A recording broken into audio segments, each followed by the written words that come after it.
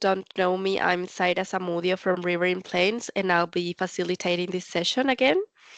This webinar is the second part of a two-part webinar series that is part of a broader set of events we've been running as part of this project, all aimed at supporting farmers and land managers in improving their own farm water management. Before we get started, just a few quick reminders. Please drop your questions in the chat. We'll have a dedicated Q&A session at the end. And please have the resources we sent handy.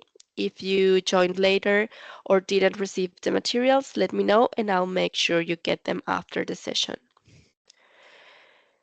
And yeah, a quick rundown of the resources you've received. First, the example plan, which is a complete farm water management plan for a fictional farm. And Peter will be referring to this during tonight's session again. A plan template, which is a blank template for creating your own plan. A plan workbook, similar to the template, but includes the example farm data as a guide.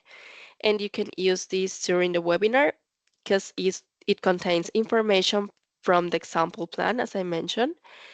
And you also receive a workshop tools Word document, which contains useful tools to support your planning. And apart from these materials, we'll also be referring to the guide, Farm Water. And we have some hard copies available at the office. If you want a copy, we can organize to email it to your address. So please, if you want one, just send me your address and we'll organize that. And I have also attached to the last email the Drought template that Paul Simpson mentioned in the last session, and a video on how to use a dam deep tool, and a manual on managing drought, fire, and flood.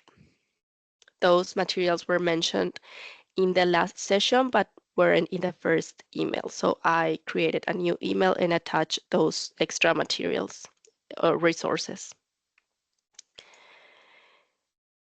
To give you some background, the on-farm water management planning project is designed to help farm managers to prepare for droughts and dry periods by providing practical tools and strategies through workshops and field days. The goal is to ensure that participants know their water numbers and water needs, understand the gaps in their current water management systems, and develop a plan to improve water security, increase water quality, and optimize their systems. In session 1, we covered part 1, which was Introduction and Drought Strategy. We defined the purpose of the plan and why we're developing it.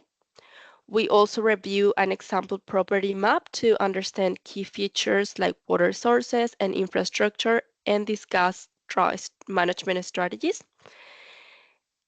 We also developed part 2, which was water metrics. We conducted a water audit or water budget to assess farm water requirements, considering livestock, household, garden, and general farm water needs. And we finished with water storage and losses. We've analyzed on-farm water storage capacity in dams and tanks, including methods for estimating volume and key factors affecting water loss, such as evaporation and seepage. Tonight, we'll be covering part 4, which is Know Your Flow, and it'll be all about getting the water to where and when you need it.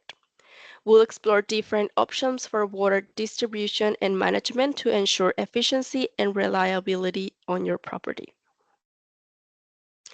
Now, to guide us through today's session, I'd like to welcome Peter Smith from Sapphire Irrigation, who will be leading us through the process of knowing your flow. Hi, Peter. Good evening, Sarah and everybody else. I'll stop sharing my screen now. Great. Yep. And I'll share mine. Yeah, thank you, Peter.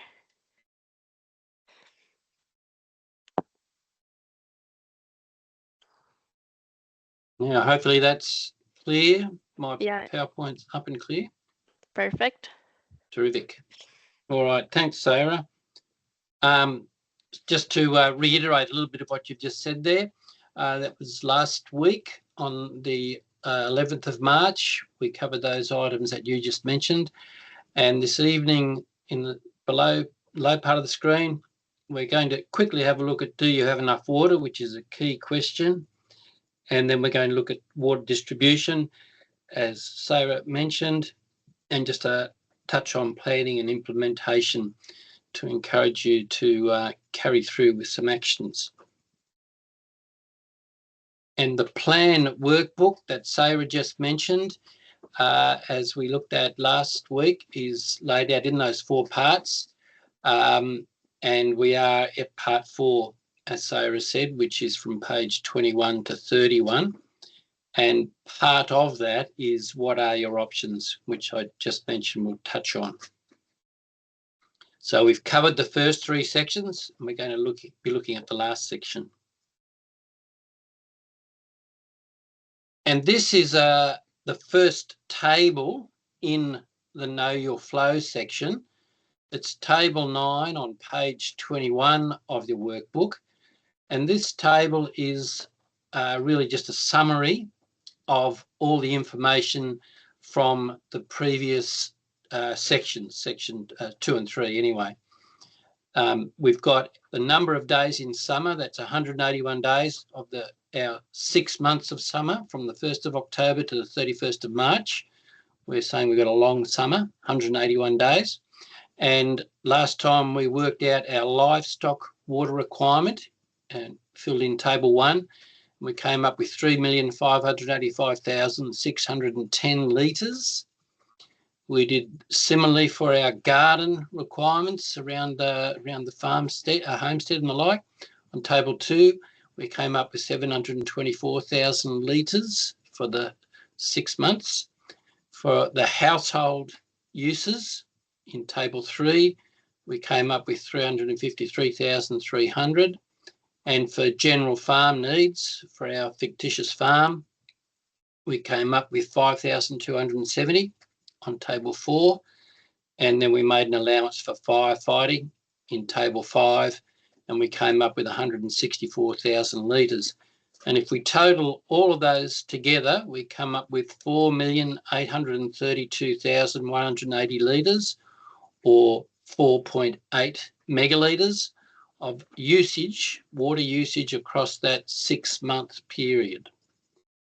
And if we break that down to an average daily use, that's this figure divided by 181 days, we come up with 26,697 litres per day. So that gives us a bit of a handle on how much water we're using and how much per day. The other table that's on page 21 in the workbook is also bringing information from the previous sections that we did last week. This is the total storage capacity. We've worked out how much water we've got on our farm. We did that in table 6. And in this fictitious farm, we've got 3,146,000 litres. We looked at our evaporation losses in table 7A, and we ended up with 2,336,565 litres over the 6 months. We looked at our seepage losses similarly and got 396,000 litres, and we considered residual water in table 8, and that's water that you really can't use, and we estimated that at 155,000 litres. So to work out how much water we actually do have available, we have this total figure minus this figure, minus this figure, minus this figure, and we come up with 250,407 litres. And if we want to know how long that lasts, we divide that by, I'll just go back to the previous screen, divide that by our daily use of about 27,000 litres per day, and we come up with almost 10 days. Now that's supposedly the water that we want to carry us right through 6 months or 181 days, and it looks like we've got about 10 days. So that's a pretty grim situation. And if you were quick, you would have noticed that we have a usage requirement of about 4.8 megalitres, and we have a capacity, even without losses, of only 3.1 megalitres. So we're already in trouble. Now, with our fictitious farm, we know we've set ourselves up for failure because we've got a lot of stock. We've got 1,000 ewes and 100 head of cattle, and we've only got 3 small dams as our water supply. So we've kind of set it up in a really bad way, but it would not be unusual for people to find that they have much less water available in a dry time than you think. So hopefully, to a certain degree at least, that figure is scary, because that's why some action needs to be taken. In most of the state, we're not in the severest of droughts as we were a few years ago, but I know it is pretty bad down in the Riverina and the Lower Murray there, or in the Murray region. So you might be feeling the pinch already.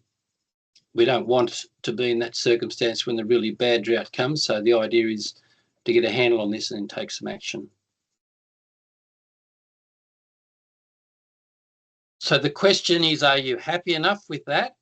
And if not, and hopefully you're not, what will you do now? Because the idea is to have 2 years of storage capacity. And I was just then talking about 1 year only, but we'd like to try to have 2 years in case a drought goes that long. And there's a big deficit in our example farm. So we need to have a plan, and we hope that you'll be motivated to make a plan. The idea is to take a big picture approach to planning a system. So have a good look at what you could do. You don't have to do it all at once. You can be rolling it out in stages over several years as opportunity and finances allow. But if you plan the whole system to start with, then you know which bits you can do some work on, and you know that it will all work together properly in the end. And some of the options are listed there. You could increase the existing dams, the size of the existing dams. You could fence out some dams so that the stock don't get in there and mess them up, and the water quality might be better. You could build some more dams if you had some suitable sites.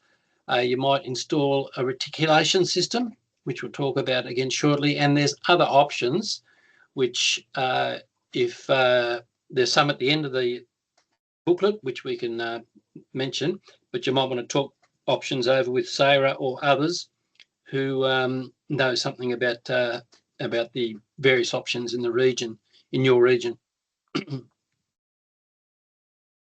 And a plan will look like that. Paul Simpson showed this one, I think, last time. So just to reiterate that that's what it could look like. In this one, we've got the farm boundary as the yellow line, and there was some existing infrastructure that we had before. We've got a ridge line here and another ridge line here. And in this one, there's some consideration for putting in some new fencing in the purple, for putting in some new pipelines, putting in some new troughs to service the new paddocks, putting in a new dam, this one down here, and perhaps putting in a couple of tanks up on the ridge, the high part of the ridge line, so that the water can be reticulated from it. That's the sort of thing that if you do it on a plan, you can have a sensible look and get some other opinions to see if it's going to work well. Much better to make a few mistakes on paper than try and put something in that in the ground that then doesn't work, and it's cost you a lot and frustrates you for many years to come. So that's the sort of thing that we'd suggest is a way to go. With reticulation systems, they're a good option for a number of reasons, but the design of them depends on your particular application, topography being particularly relevant, how much slope and how much variation in height you've got, and the location, which is a bit vague term, but it implies looking at the locations and the aspects and so on you've got on your farm. An important thing is that the system needs to deliver the maximum daily demand. So it's got to have a flow rate that's able to do that. And just stringing a few bits of pipe together from tanks to troughs may not do it. In fact, it probably won't do it. It'll quite likely be a lower flow rate than you need, and the stock will then be feeling like they're not getting the water they want and might be on edge. And that's what you don't want. If you do put tanks, say like at the top of the ridge in that diagram I just showed, they need to be large enough to supply the maximum daily demand or requirement, plus a few days. You want a bit of buffer there just in case things go wrong. So plenty of tank capacity. And just on that, locating tanks, they should be on a level site. Don't cut and fill. I've got a diagram here from the Food and Agriculture Organisation, which is all about road making, not about dams, but it's exactly the same idea.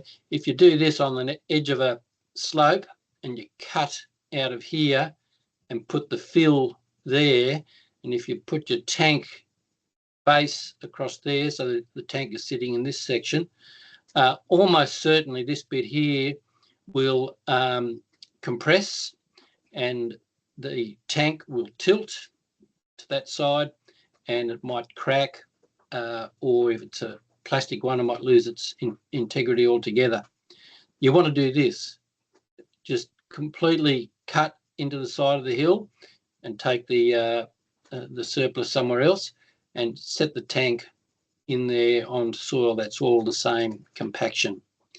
That would ensure a good job, because without doubt you get some leakage from time to time and that'll just seep into here and encourage this bit to compress. The bottom point on this page is really important. Seek professional advice for design and construction. It's not hard to buy a few troughs and run a few lengths of poly pipe around from a tank or something. That's not the hard bit. The hard bit is making sure we can supply this daily demand. And you do need help to get it right. It can be designed and it can be constructed rightly. You don't have to make a great big mistake to find out what you should have done. So as long as you can find people who have the appropriate expertise, that will be time well invested talking to them. And this is what a basic reticulation system could look like from the water source, whether it be a dam or a creek or a bore. You might have a pump on it, pump it up to a tank, on the top of a hill, like that, and then run water down to a trough or a series of troughs, with troughs that you've got nicely set on a concrete pad or something so that they don't erode away and become a mess. The piping usually is poly pipe because that's the easiest stuff to put in and it's pretty robust. Could look like this. You could have the pipe work from the dam or creek or wherever with the pump and fill the tank through this pipe work and use the same pipe work to fill the trough. The thing to watch when you're doing this is because the pump is going to be providing pressure to get the water up to the tank, the float valve in the trough has to have enough, has to be capable enough to withstand whatever pressure the pump is applying. Otherwise, the float valve will never turn off and all this water will leak. And it might need a pressure control valve out here somewhere or something like that. This is also just showing a little tip that a company up here in Tamworth does, now almost a standard practice. When they put a tank in, they'll definitely have the drain pipe at the bottom like everybody does, and they'll put a second one up here. So they'll have a valve and a pipe about halfway up. This valve down here stays shut. This valve is the one that's open. So the tank can be filled, and then when the water is being used, it goes down and out this one. Now, the reason they say that is that they've had too many issues with float valves or leaky pipes or whatever. Someone discovers that they've done that a bit late, but all the water's drained out of the tank. Whereas if they've got this thing here, it's only half the tank that gets drained out. So you go and fix up whatever the problem was, and you've still got half a tank to provide the immediate needs of the stock. And in the middle of a desperately hot day, that can be a real lifesaver. Simple, doesn't cost much, and it's just a great fail-safe thing. In terms of that delivery, a rule of thumb that's just around is that the system should deliver what the stock require within 4 hours. In other words, we're saying whatever the number of stock is over a 4-hour period, if they can drink, they're feeling pretty good. They're feeling like they've got a water supply that they can trust. Now, livestock often water together, and that's where you might get that 4-hour thing. They don't always. It depends on the stock and the situation and the taste of the water, but it might create that peak demand, and it's best to try to design for that. If you know your stock do something different, that's fine. You can adjust that time, that 4-hourly time, but the idea is that you match the demand for your stock when they have it. So if we use the 4 hours, that's 240 minutes. And so what we do to find out what the flow rate of the reticulation system has to be is we divide the daily water use for the stock by 240 minutes. So number of stock by the daily requirement of the stock divided by 240 minutes gives us the peak flow required in litres per minute of the stock water system. And that's an important figure that you can then take to the designer or installer to say, I've got to have a system that will meet this flow requirement. There's also the need to have enough trough capacity. And it varies, of course, with livestock. If you have insufficient trough capacity, then you get livestock jostling for position, fighting each other a bit, which is not what you want for themselves, and it might also damage the trough and pipe work. But if you've got sufficient quantity of trough capacity, then the stock are at ease. They can get in there and have their go. And so, rule of thumb, you need about 5 litres per head of trough capacity for cattle, about 1 for sheep, and if you're running horses, you might need 5 litres per head for horses. And as a rough, just initial planning figure, around trough holds around about 1,500 and a 5 metre rectangular trough about 750. Now, I know those sizes vary greatly. You go down to the suppliers and you can find out what the sizes actually are.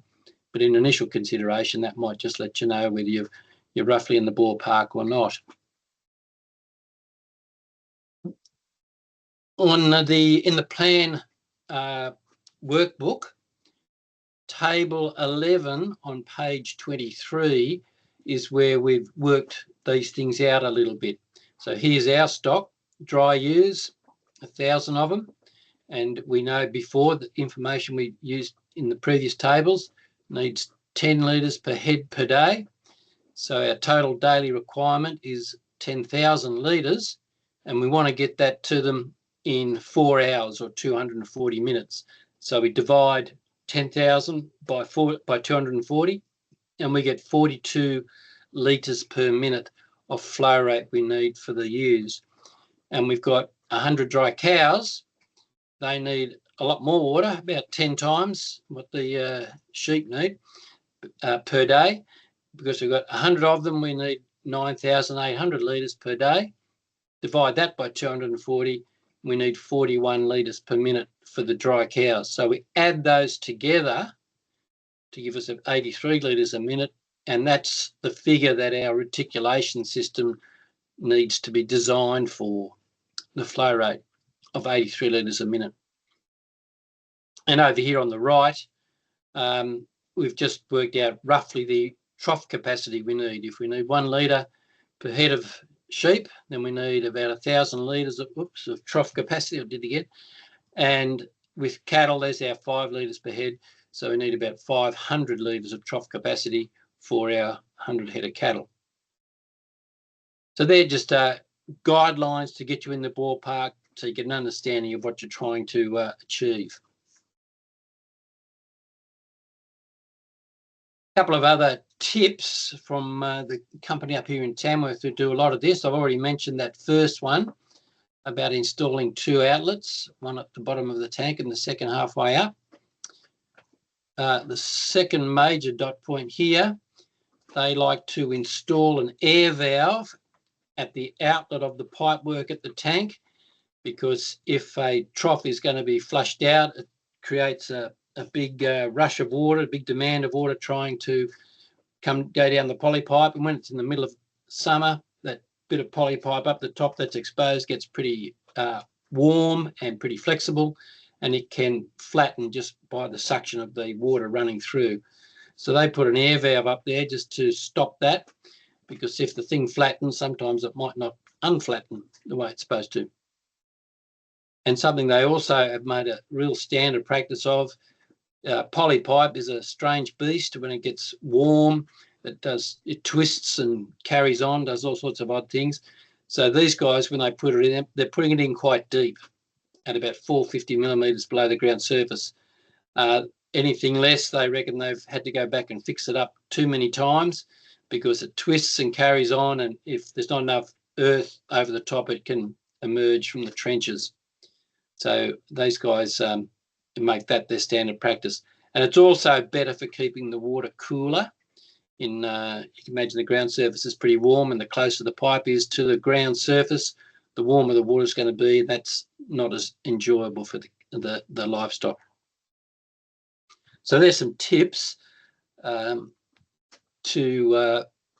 installing the reticulation system, just practical tips.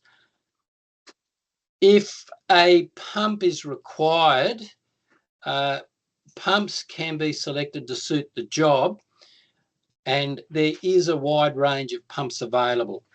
So you have lots of choice, and you don't want to use necessarily the pump you've got, because almost certainly it won't be the right one for the job. And they're pretty cheap, all said and done.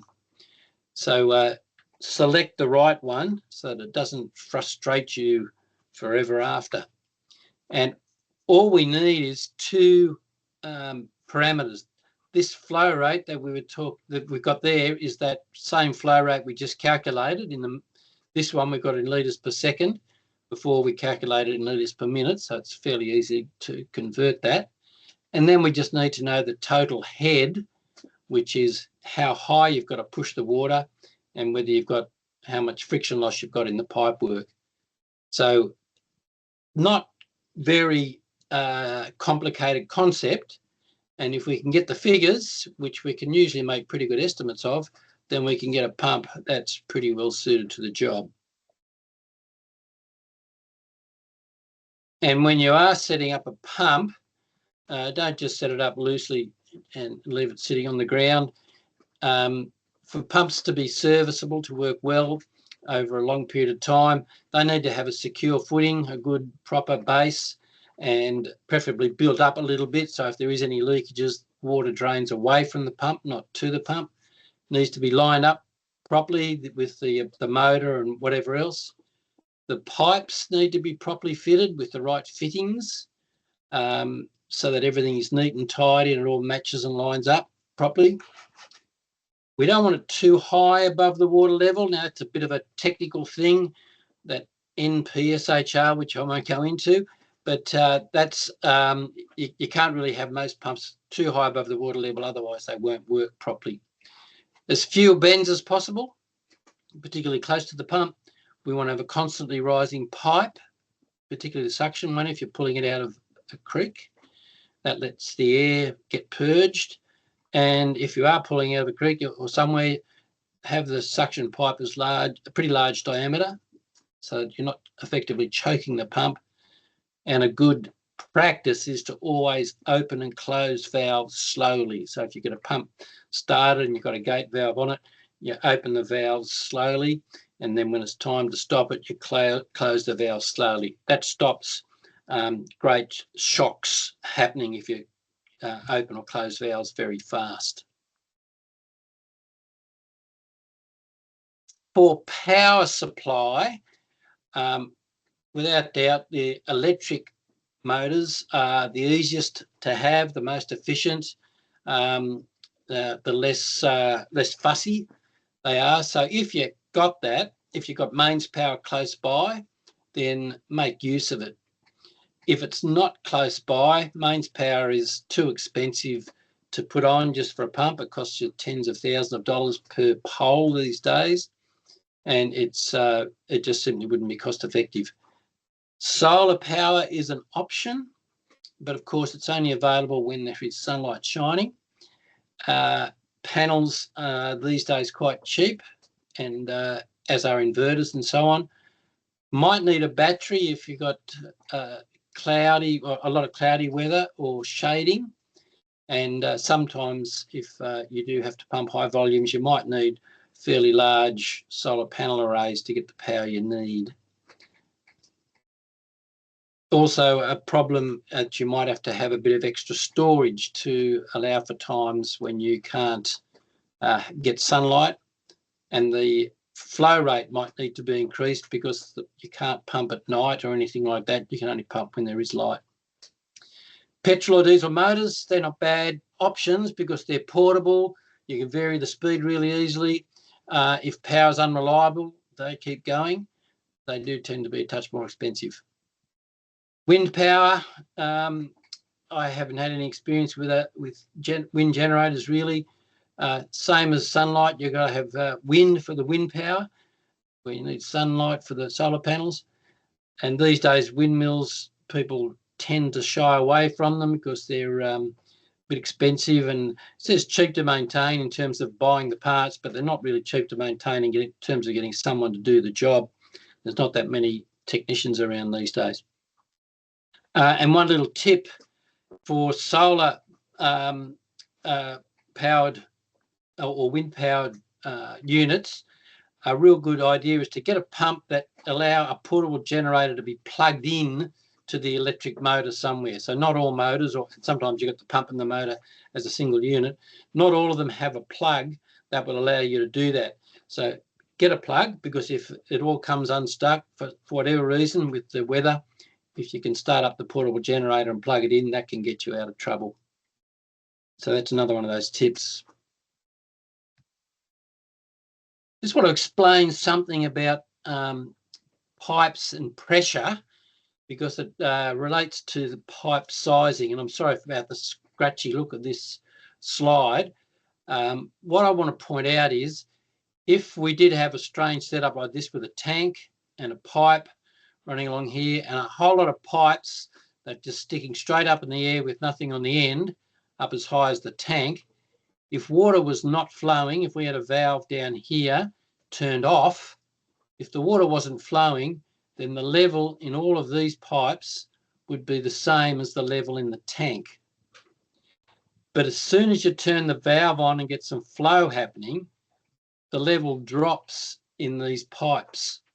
And the reason it drops is because it's friction loss in this pipe as the water is moving through it. So there is actually friction. Water rubbing on the pipes creates friction, and it needs energy to overcome it. And the difference between that level and that level is the amount of energy it needs to get it to there. Drops further because it takes more energy to get it to there, and so on. And you can see that if you were going far enough, the amount of energy that you've got now to push the water along is quite low. So you may not get the flow rate you require. It won't deliver it to the stock at the rate you might want. Now, to reduce the friction loss, to get it to a level where it's going to have the flow rate, basically you need larger diameter pipes. And that's the reason why you don't want to just go for the smallest pipe, which obviously is the cheapest, but you might be choking your system due to the friction loss. And that's why I've got this slide here. Smaller diameter increases friction loss, and particularly if you've got a long run, then that increases the friction loss as well. So one of the things you want to do is design for the shortest path for the pipe work as you can, and then choose the pipe diameter, the length, and the pressure rating that suits your job. Now, you don't have to take a guess at that. That's a design thing. You can get the right pipe diameter, length, and pressure rating if you consult the right people who've got the right information.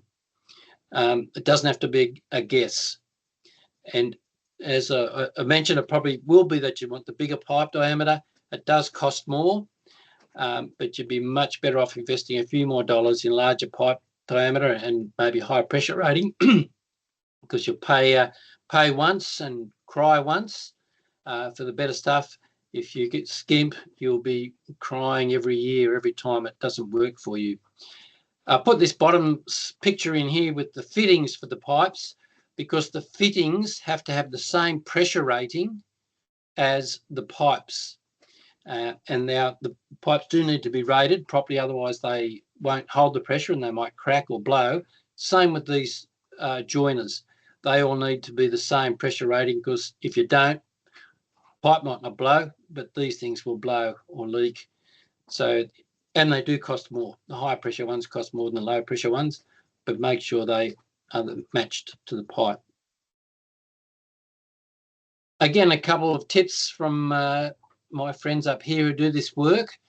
They like to use larger bore pipe, and again, as a pretty standard thing, this is what they do. So they use at least 50 millimeter diameter pipe, and like going bigger, because even if you design the system and it's all working well for 50 millimeters, there's always build-up occurs in the pipe work to some degree. You might get lime deposits, you can get iron bacteria, you can even get bits of silt or mud, you can get other things in there.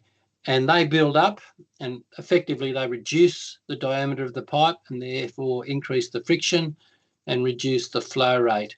So these guys use a minimum of 50 and even recommend going further. And particularly at the beginning of the pipe work, coming out of the tanks, in or out of the tanks, and also at the pump, they definitely go to bigger pipe diameter, because that's often where the issues occur. And they found they have much less callbacks when they put bigger diameter pipe, at least for the first lengths from the pump and the tank. So costs a little bit of extra money, saves a lot of frustration and agony down the track, particularly when you're in the middle of a stressful time like a drought. Part of your planning might be to have tanks. Did mention those before, and there's some information in that Farm Water Ag Guide that Sarah mentioned. And tanks are pretty good because they obviously have limited capacity, not as big as the dams, but they are great because they've got lids on the top, which means you haven't got evaporation. If the sunlight's not going in there, you don't get algae growth, which means the water quality is better, and generally the water quality is better for the stock. So it has some real advantages. It needs to be located on high ground to get the gravity feed to the troughs. It's got to be high enough to get the required flow. And again, that's one of the design things you can check. I mentioned before you might need to have several days extra supply. So sizing the tank might be sizing extra days. And it hinges a little bit on the type of motor you're using. If you've got mains electric motor, you might want to have 3 days supply, just in case in the middle of a drought, there's great big demand on the power and it drops out for some reason. It takes a few days for the electricity authorities to fix it up. Well, you still want some water in that tank for your stock. For solar, you might want 5 days, because it's quite possible to get 5 days of cloudy weather. So you might need a bit more. If it's engine driven, you still might want 5 days supply, because if something breaks in the engine, it might take a week or something for them to get the parts to you and get the thing fixed up. And with windmills, you might need 10 days supply, mainly because they're pretty slow anyway. And if you don't get any wind, you're really struggling. So they're just some rules of thumb about the tank size you might need. And when I've never heard anybody complain about having too much tank capacity, I've certainly heard people complain when they haven't got enough. And in terms of tanks, the size, the biggest, if it's just going just the size bigger, a little size bigger, the cost isn't that much, but you get a lot more volume. So try and go for the biggest you can. With troughs, they need to be located and set up properly too. That should be part of the planning work. You want to site the troughs where they are on firm ground, well drained. Put them at a high spot, and if it's not hasn't got a bit of a high spot, then build a mound to put it on. You can see that lovely site on the right there. There's always going to be some leakage going on. It's at some time or other, and if you've got the thing a little bit high, then the water's going to drain away. If you don't, if you've got it low, the water's going to pool there, and it makes a boggy mess, which the cattle don't like, and ultimately it'll make the troughs sink or get out of level and all that sort of stuff. So you need to have them sited well. And in one of the workshops we did, one fellow was putting his troughs high on the paddock instead of low on a relatively steep paddocks, because water or stock will track to the trough, and then water will follow the tracks if it rains or something, and you'll end up with a bit of a mess down there. Whereas if it's at the top of the hill or partway up the hill, the stock will still track to it, but the water will shed away from it. So the trough itself maintains its integrity. Yeah, don't do something like the one on the right. Best to keep it away from gateways, because there's lots of traffic, both vehicle and foot. A strong float valve cover. You can see on this one on the right, there's no cover on the float valve, and if you've got cattle, they're always going to get in and nose around and bend the float valve, so you want a good, solid, heavy cover that they can't shift. Have a drain plug, because troughs need cleaning reasonably regularly. Don't just let them build up. And the pipework external, in this case, they have protected it by means of this guard, but a lot of troughs are designed with a bit of an indentation for the pipework to be able to set in, which makes it less open for the cattle to have a go at. Cattle in particular will always go and check everything out and wreck it for you. And you don't want to end up with setups like that. That's what happens when things aren't set stably. The idea of this concrete pad on this one here is great, and it could even come out further, because it means the stock will, their weight's on there, but in that spot it's too low, so it's a boggy mess anyway. Some fellas use rubber matting, sometimes old conveyor belt stuff or the like. It still depends on the base. If your base is clay like this here and you've got rubber matting, then it's still going to squelch and perhaps sink. So the base where you put it's quite important. And you can have some trough guards and the like if you want, just to stop stock getting in there. And I think that's my last slide, Sarah, so I'll unshare. You're muted, Sarah. Oh, sorry about that. I'll just share my screen again, because yeah,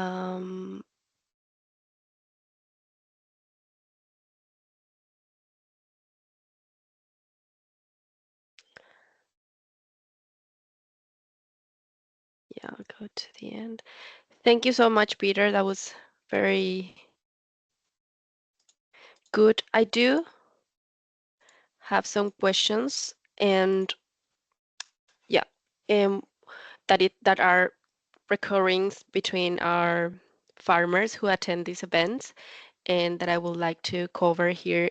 One is there any legislative and considerations farmers should have when developing or planning their farm water management systems, and who they need to contact to make sure they are doing the right thing in this space? Yeah, look, a fair question. Their statewide legislation will be really about the water source, about whether you're getting it from a creek or an aquifer or harvestable rights, all that sort of thing, and how much you can take and how fast you can take it, and where you, for example, can put a bore. There are rules around those that the now called the Department of Climate, Energy, Environment and Water or something like that, the old DPI, are the ones to check there. Beyond that, there might be some local rules for that local regions or local government areas might have regarding where pipes and things can go. There'll certainly be some legislation in that first lot about where you can build dams, a few rules. So you've got to check with the appropriate authorities and check locally, the local government groups. And there is always different rules when it comes to electricity and that sort of stuff too, which I know nothing about, but you've got to abide by those rules. Yeah, perfect. Yeah, I think that's very important to, bring it up. And yes, as a reminder that, we need to take into account like the legislative considerations when building a dam. Mm-hmm. And the other thing that comes up often it's about financial support. And we've been having the people from rural financial counseling services coming to our workshops a lot. And if farmers wanted to get some confidential financial advice and support, they can reach out them. And they can assist with financial planning because, as you mentioned, sometimes the cost involved in making all these um, enhancement or in creating new dams, constructing new dams, it's high. Yep. So if they need support on that, these people, the Rural Financial Counseling Service, they can help with that. Yes, and there are some particular, they've got a range of different types of grants and loans and things, some of which have got a particular for water supplies like this that are reasonably favourable. So it's certainly worth investigating. Yeah, perfect. Thank you, Peter. Kate, do you have any questions or ideas? Okay, no worries. And I really wanted to mention that the people from ANU Sustainable Farms, they develop these guides that can add on to what Peter presented.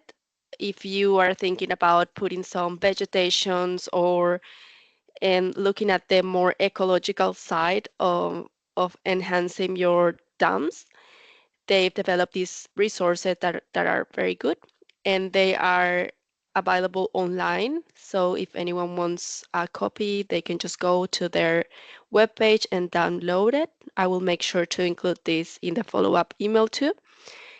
And um, is there anything else you would like to add, Peter? No, I think that's great. Yeah, well, thank you so much for your support through this series of webinar. I'm sure that this will be very helpful for all our members, and I really enjoy the sessions. And Lovely. and if you need any help with continue your plan or have any other questions, please don't hesitate to reach out, and I'll be happy to guide you through the process. All these recordings and the materials mentioned during the session will be available in the Riverine Plains webpage under the project webpage as well. Well, that's it. Thank you so much for joining us, and I hope you have a great evening. Thank you. Bye-bye.